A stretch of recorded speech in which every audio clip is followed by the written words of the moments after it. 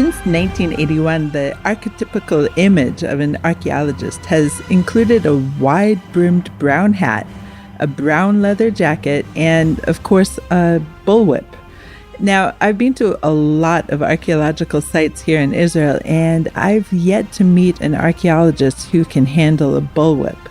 But this week, with the new Indiana Jones film having hit screens across the globe, I, Amanda Borschel-Dunn, wondered how this Hollywood legend has affected the careers of the actual digging in the trenches excavators here in Israel today.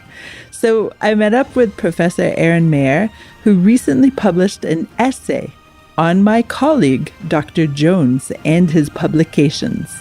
I think this has nothing to do with archaeology. And if anything, I would say it's almost anti-archaeology in many ways, but it has brought archaeology to the public's interest in a very, very significant manner. And numerous archaeologists in the field for the last several decades have come to archaeology because of the Indiana Jones movies. Aren is the head of Bar-Ilan University's Institute of Archaeology and the longtime director of the es-Safi Gath Archaeological Project. Yes, Goliath's hometown. So after watching the new Indiana Jones film, Dial of Destiny, we sat together this week to discuss how archaeology has shifted from the first Indiana Jones installment until today. So this week, I asked Professor Aren Maeir, what matters now?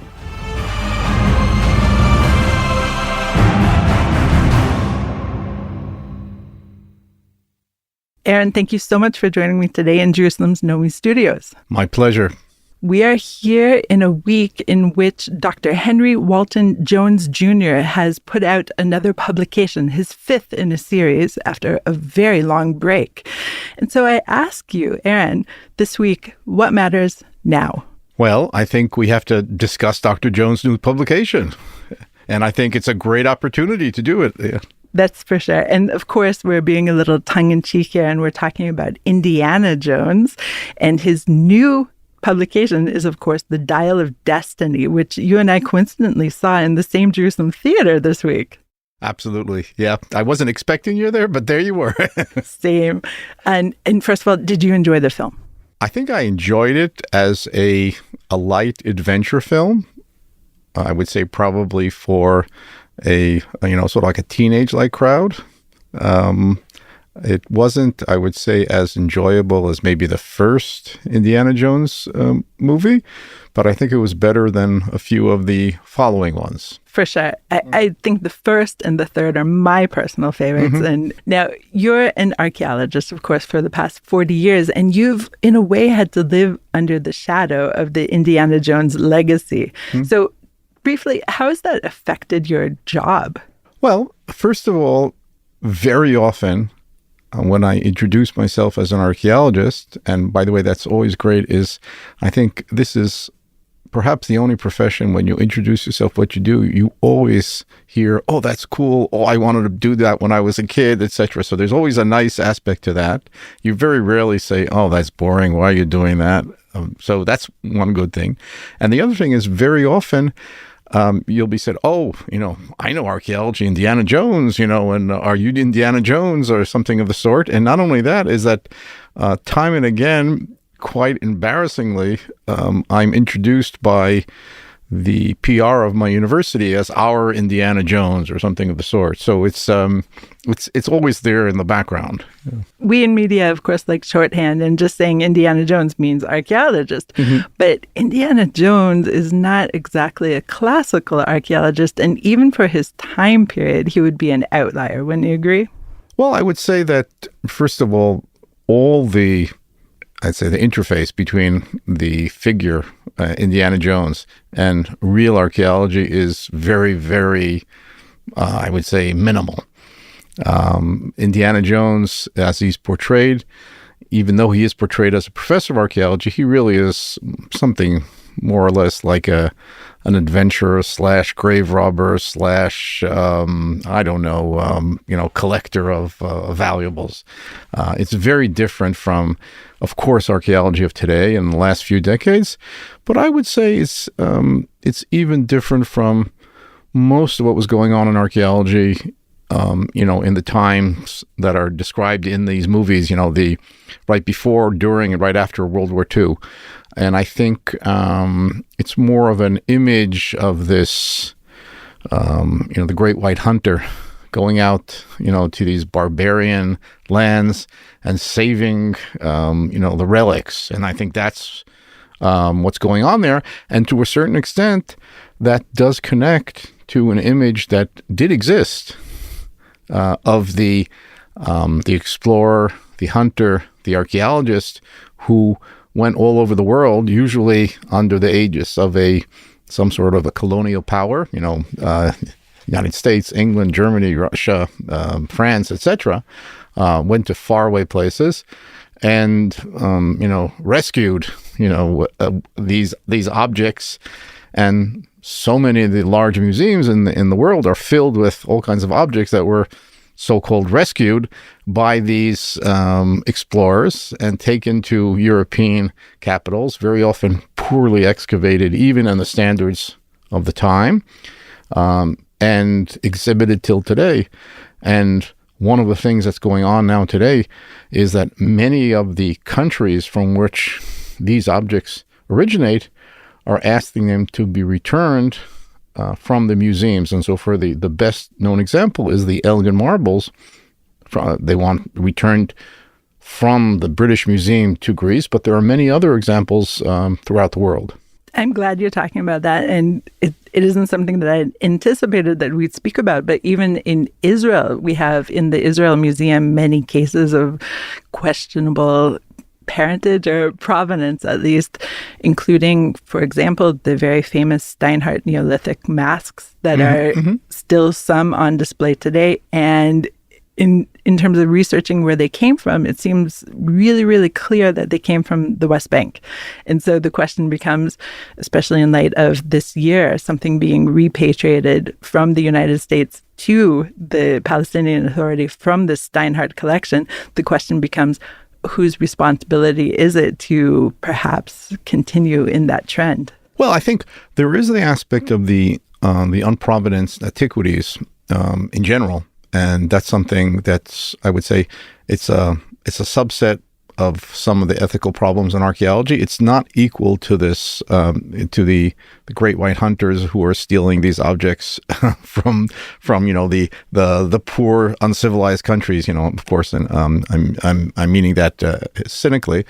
The unprovenance antiquities is basically the problems that we don't know where they come from in general, and it's almost always an indication that these are objects that were retrieved through robbing, through illicit excavations that were, first of all, against the law in any country. Two, they destroy the sites from which the objects are taken. Three, we lose the context of the object and to be able to understand, because with all due respect, even to Indiana Jones, there is no, inherent importance in a beautiful object if you don't understand the context from which it came. Did it come from a temple? Did it come from a private house? Did it come from this period or that period, or from this site or that site? And once you don't have the contextual information, we're losing an enormous amount of information. I would say the most important information. And I think we're very, very captivated by the beauty or the uniqueness of an object.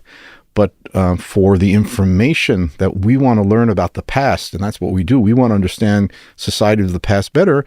Just the object, it's a nice thing, but it tells us only a very small part of the story that could be told by an object or objects in their actual context, excavated well, documented well, and researched well.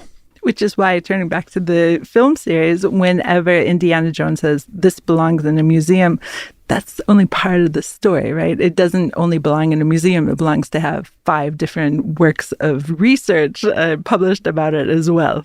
Well, that's also, and it's sort of funny that, again, it's a movie, and, you can do whatever you want to, and you can say whatever you want to. But I'm saying, if we would take Indiana Jones and judge him as a bona fide archaeologist, so it belongs in a museum is, I'd say, one step in the right direction. even though in some of his, if I remember, there was one movie he was willing to trade antiquities with some sort of an underworld figure. So that's a little fishy. But again, it belongs in the museum, first of all, after it's well excavated, well documented. And for example, what museum? Does it belong in a museum in Paris or London, or does it belong in a museum that in that country or even local to the area of the find? And then that's already something to be said is, who are you to say which museum this belongs to? It belongs to the country of origin. It belongs to the place of origin. The people who live there want to learn about their past, so they should be able to learn about it through the objects that were excavated properly and documented properly. And so the great white hunter coming and say, oh, this is a beautiful piece. It's going to look great in the Louvre. It's going to look great in the British Museum. Who are you to say that? Correct. And that's one of the evolutions of archaeology that we're here to discuss. Mm-hmm. In fact, people going after objects isn't necessarily the theme of archaeology today. We're more interested in discovering how the people were. But even, let's take the 1930s when Indiana Jones started his career. Here in Israel, there were several excavations that were more interested in proving the Bible, for instance, or finding monumental buildings, the palaces, things of that nature. Of course, there's Eric Klein's great book about excavating at Tel Megiddo, which sheds insight into this. So how was archaeology here in Israel in the 1930s? Well, first of all, some of what you say, unfortunately, continues till today. We still have people who are very much out to prove or disprove the Bible or to find monumental finds or very special objects so that you have a nice story, a sexy story to tell. And I think, there's less of this than there was in the past.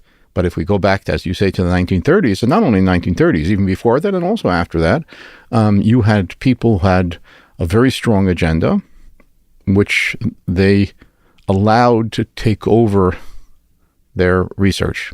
Now, we all have agendas. There's no such thing as objective science. We try to be as objective as possible. But I think in certain cases, this subjectivity takes over. And so if you are looking to prove something, you'll probably find the proof that you want to find, even if it's not there. And I think one of the things that we have to do is try to shed our ideological baggage as much as we can and try to research the past as objective sciences as possible. And the way we do it is we have to study as much as the past as possible. I very much like the analogy that what we find of the past is sort of like a jigsaw puzzle. Imagine you had a jigsaw puzzle with 10,000 pieces, and we were only given 300, and they didn't stick together, and we didn't have any of the border, and they didn't even give him the box with the picture on it. So with those 300 pieces, we have to try to recreate the picture of the past. And so to do this, we have to use as many analytical perspectives in the study of the past. And as archaeology develops from the times of the 30s until today, more and more tools have been added to our toolkit. And I would say that in the 1930s, there were some archaeologists, even when they came with an agenda, tried to use the best methods and the best analyses that they could, while others did not. And I think there's an ongoing uphill effort among most professionals as you go through every decade and decade for, I would say, the leading group to try to bring in the better methods, the better theory, the better excavation, the better documentation, so that we can try to understand the past in a more complete manner. Now, for the non-archaeological viewer, the layperson, I think very often that beautiful object talks to them much easier than a piece of broken pottery or a fragmentary bone or a layer of if we can take layers of sediment now and tell a whole story about this, and the layperson is going to look at it, that's just a pile of dust. What do I care about a pile of dust? So if you get a beautiful Greek vase or, the mask that you mentioned before, there's something aesthetic and speaks to much more directly. But I think as archaeologists, we have to go way beyond that. It's not just the object, it's the whole story that goes around with the object. And the object, even if in the past it was of value, let's say you find a beautiful ivory bowl, it's beautiful today, and it was of significant meaning in the past as well, but it's not only the ivory bowl, how they used it, where it came from, who used it, who didn't use it, why is it found here and not there, can we tell where the ivory came from, etc., etc. You've used the word science several times, and in fact, in the movie, it was alluded to as well by Indiana Jones reprimanding his colleague. That's not science, Buzz. But I wonder, when did archaeology become a science? Because initially it seemed like some of the archaeologists were biblical scholars or architects or things of that nature. So when did it become its own scientific field? Well, I think the study of the past was always some sort of a science. If you define science as a field of inquiry, so I think it was. So if you look at, archaeology very often in the past was connected to humanities, or, for example, in North America, it's very often connected to the social sciences. But even in the humanities, for example, the academic study of Jewish topics in Hebrew is called Mada'ei HaYahadut, the science of Judaism. So what it's saying is that I'm taking a topic and I'm studying it in a scientific manner, in an organized, as objective manner as possible. So I think that goes for any field of study. I think in archaeology, what we have is, because of this paucity of the data or the preservation of the data, we have to bring in perspectives to this inquiry that come from humanities, social sciences, exact sciences, natural sciences, geosciences, etc., all try to bring this together to understand the past in a more complete manner. And even then, our understanding of the past is very limited. We just had a conference at Bar-Ilan University on archaeology of the modern period. So first of all, people say, why do you need archaeology of the modern period? Everything's written. And it turns out that, first of all, everything isn't written. And there's a lot of aspects of daily life, even of today, that we don't know about. We don't write down about. And so looking at modern times through an archaeological lens also can provide us information. But once we start going further back, and there's less and less historical data and less preservation of the physical data that we use as archaeologists, so our understanding of the past becomes hazier and hazier and hazier and hazier. So the more we can add to our toolkit to throw into the analysis, we have a chance of getting more answers. I imagine in 1,000 years, archaeologists will consider this a dark period, because the books will have become waterlogged and destroyed, and there will be no internet data available to the technology that they have. So we'll just be those poor, primitive people who lived and had these plastic boxes that they carried around with them in their pocket.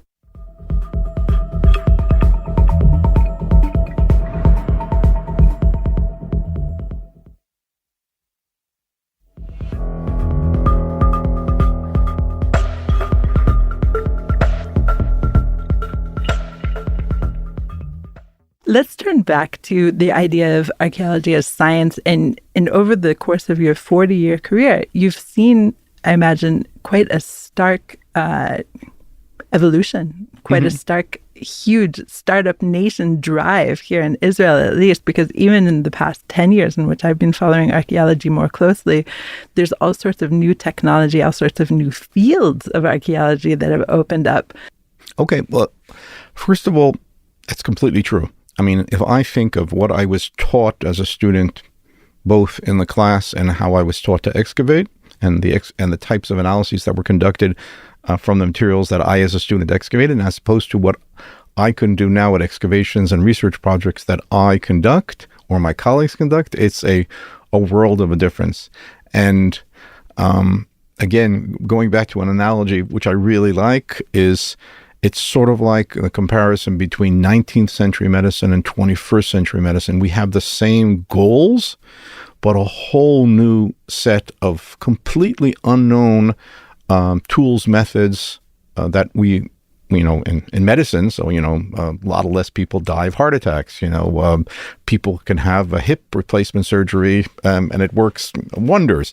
My paternal grandfather died of meningitis, and a year later they discovered penicillin, probably would have saved him. So, I mean, that's the type of, in medicine, it's a little different, but nevertheless, so the same thing happens. I think maybe even 40, 50 years is that there's been a real revolution in archaeology, that it's opened to us all kinds of new fields, new materials that either we didn't have access to or we didn't even know existed.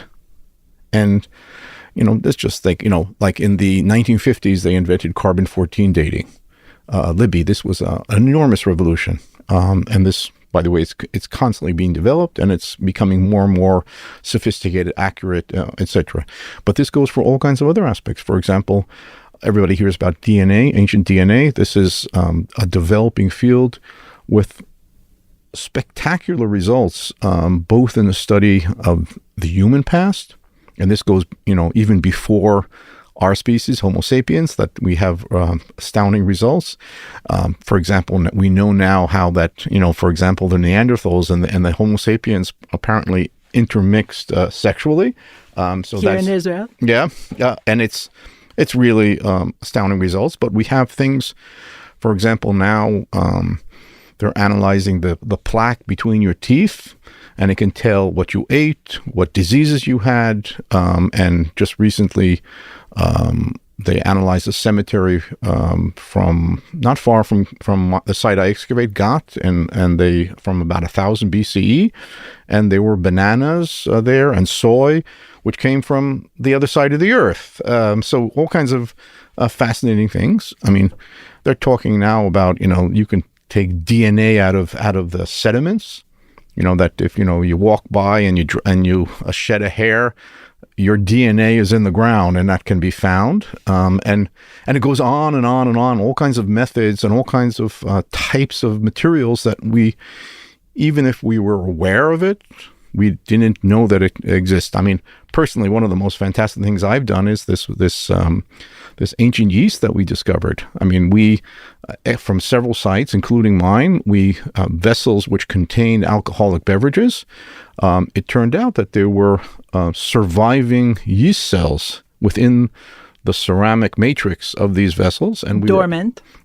Well, they weren't dormant. They were probably the great-great-great-great-grandchildren of the original yeast, but for some reason, a very small microcolony managed to survive. Amazing. And we were able to isolate them, regrow them, identify them. Some of them were the exact same yeast that we use till today in beer. And just recently, we made beer out of this, which you may have tasted at the museum, at the exhibition on the feast at the Israel Museum. So there's this whole slew of new and exciting methods. I don't think a month goes by without somewhere in the world someone doing something cool with a new method or a variant of some method that we knew, and adding on knowledge of the past that wasn't available beforehand. Maybe because I'm a bookworm or a journalist, I am always perhaps too excited about inscriptions. And one thing that I've noted in the past decade is the ability to use the technology to read them a lot better. Now, not everyone is as capable as Indiana Jones in quickly reading ancient whatever coded Greek as he does in the movie, but now today we're able to read these inscriptions through imaging, things of that nature. Have you had experience with that? Well, we've done imaging on inscriptions, and they sometimes you can something that to the naked eye is very hard to read using ultraviolet, infrared, and all kinds of other multispectral wavelengths. You can sometimes see things better, but it's more than that. It's not only using imagery can you see inscriptions better, using various digital methods, you can also understand a large corpus of inscriptions in a way that the human brain can't grasp. And so nowadays, using what we call digital humanities, you can scan tens of thousands of inscriptions in Akkadian, in Syriac, in Hebrew, in Latin, or whatnot. And first of all, you can teach the computer to read, ancient script. Once it learns to read ancient script, you can ask it, for example, what's the average distance between vowels and nouns in this type of sentence or that type of sentence, and it can give you answers to questions that even if we could ask, we didn't have the computational abilities in our limited brain to give answers to that. So there's all kinds of very, very exciting stuff coming out from all directions. And I think the main thing that comes out is that to do good research today in archaeology or anything that has to do with the past, you have to be interdisciplinary. The days in which you had one scholar who knew all the languages and recognized all the material and could jump from anywhere to anywhere and study the past, with all the available tools, are gone. Today, even in an area where I'm an expert, such as, the Bronze and Iron Age of the land of Israel, when I excavate, I have to use a whole team of co-investigators, each one with his expertise or his or her expertise in a very specific field to bring together a better picture of the past. I can attest to that. When I visited your site several years ago with one of my children, the bone expert had just come and a brick person was on his way to talk about some kind of stove or furnace you found. You mentioned residue analysis, and on some of the cases that we're hearing about, the residue analysis was taken from something that was found perhaps even 30 years ago, 50 years ago. Is this changing the way that you're dealing with artifacts once they come out of the ground? Well, I would say even before they come out of the ground, one of the things that we know that if we want to conduct various types of analyses, for example, whether it's organic residue analysis, whether it's DNA or other, very often you have to excavate it as if you're excavating like in a surgical room. Yeah, you have to sometimes wear masks and gloves and even a hazmat suit so you don't contaminate the specimens that you're excavating. It's sort of like nowadays when you see police work, CSI type of work on crime scenes. Nowadays they wear these suits because they don't want to bring in their DNA, their dirt, their etc. into the crime scene. It makes it complicated. So the same thing goes for archaeology. We have to work very, very carefully to try to not bring in extra information from the thing. And by the way, one of the questions is you mentioned organic residue analysis. People can ask, one second, you say there was vanilla in this vessel. How do we know that it didn't come off of the sandwich that you ate at lunch? So there's a whole procedure in the analysis of organic residue or DNA or all kinds of other things, is to be able to differentiate between the old and the new. And for example, if I claim there's vanilla in this vessel, so I have to check the residue around it and all kinds of other vessels to show that in only one there is and the others there aren't. So there's a reason why it survived in here, and it's probably related to its original function. So we're very much aware of that issue. I recently received a press release from one of the universities here, I won't name which one, and it seemed like an interesting story, but my eyes glazed over because it was so technical that I couldn't find the story in the story. Are you finding that in the science of archaeology as well? Well, I would say that nowadays it's sometimes hard to follow the technical details of some of the what's going on.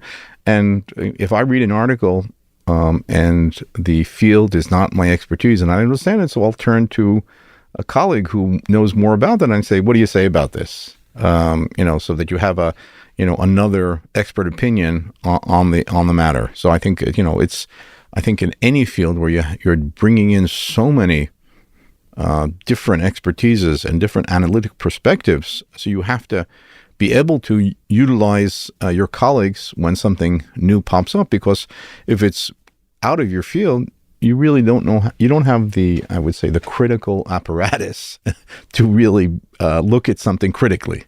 And that brings me to one of the things you mentioned in your lovely article about Indiana Jones and philosophy in a collection. You mentioned that you're in the search for facts, not truth necessarily. But don't you always kind of wish that the facts build into at least some kind of truth? Well, I would say we're looking for different types of facts. And, they always say that the archaeology is the art of digging a hole and then, telling a story about it. So we are trying to understand the past from the objects, from the facts, from the analysis that we conduct. I think one of the things that we have to do is we have to be very careful between an interpretation that's rock solid and an interpretation that's a possibility. And I don't think I'm saying we as a profession, we're not careful enough to differentiate between the two. That means, someone comes up with a find, throws out an interpretation, and it makes a great headline in a newspaper. But I think if you would have said, this is my interpretation, and I think there can be others, if you did that, you wouldn't get the headline. So I think one of the things that we have to do is, even if it doesn't work in the, the Times of Israel, banner, we have to be careful to take into account, let's say, the other opinion, the skepticism, the minimal interpretation. And we very often, I would say, it's easy to go for the simple, black and white explanation. But I think we have to aim to try to at least tell the public that this is my suggestion. I can't guarantee that this is exactly what happened, but I think this is. But you should know there are other options. Now that's not very sexy.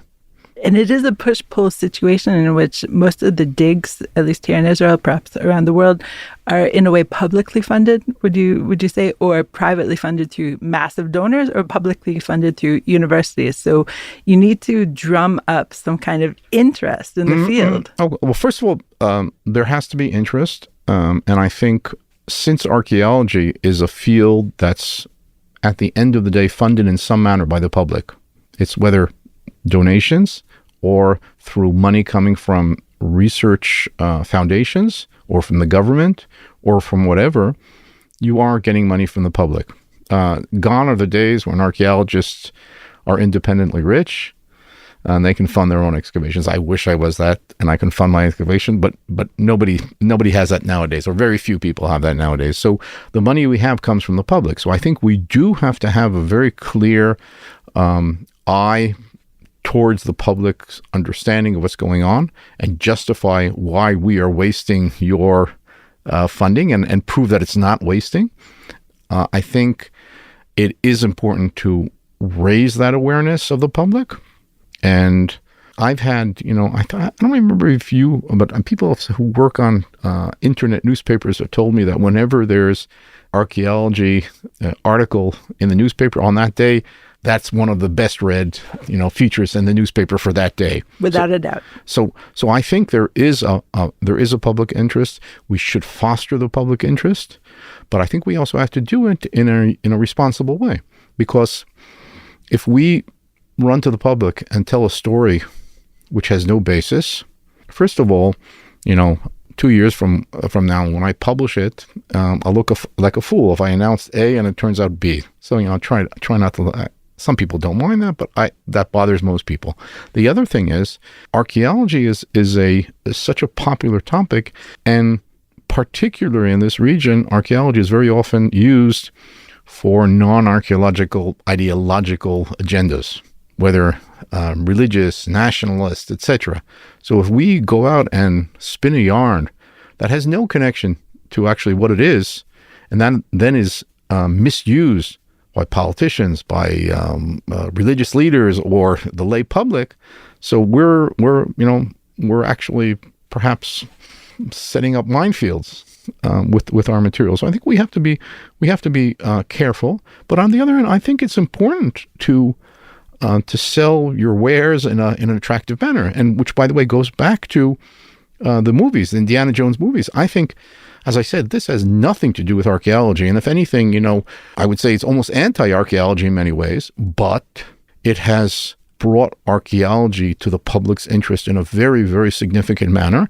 And numerous archaeologists in the field for the last several decades have come to archaeology because of the Indiana Jones movies, having seen them as a child or as a teenager or even as an adult. It's, oh, this is fun, I want to do this, and you go, and now it may in the end turned out to be something else. But that was the initial jumpstart for many people, and I think that's very important. I think that's why I always say that I forgive Indiana Jones for his horrible archaeological technique, because he's been such an important ambassador for our field. And he's contributed substantially, perhaps more than anybody else, even more than Laura Croft. Fair enough. Aren, thank you so much for your time. Oh, my pleasure. As a Jew, there are few things more gratifying than seeing a halachically Jewish actor, Harrison Ford, knock out Nazis on the big screen. Watching that happen in Jerusalem just brings it to another level entirely. But as my colleague Matt Goldberg noted in his recent review of Dial of Destiny, Nazis have never been closer to America than they are in Dr. Jones's latest outing. He writes, "The film, a reflection of our current era, where white supremacy and anti-Semitism are now virulent strains in American politics, asks, how did we get here? That, of course, is one of the questions that the field of archaeology attempts to solve." Special thanks to Charlie Summers, who helps me with the What Matters Now transcripts. This episode was recorded at Nomi Studios in Jerusalem. What Matters Now is produced and edited by the Podwaves. Have a comment about this or other episodes of What Matters Now? Email us at podcast@timesofisrael.com. Look for more What Matters Now episodes and subscribe wherever you find your podcasts. Shalom.